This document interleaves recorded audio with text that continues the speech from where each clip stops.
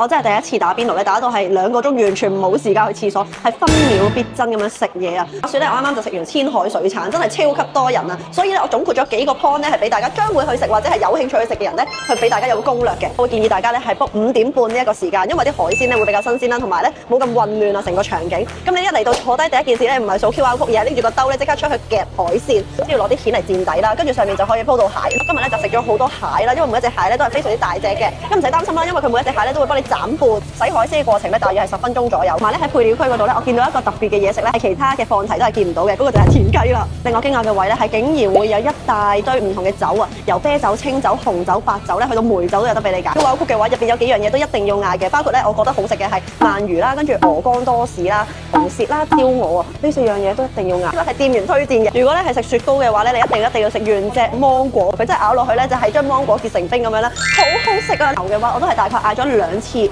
，3-4碟左右就已經冇嗌噶啦。海鮮才是重點，去到夠鐘咧就會直接叫你走噶啦。翻台率咧係非常之緊湊，所以盡可能咧都喺限時內食晒比較好嘅。希望大家食嘅時候都食得開心。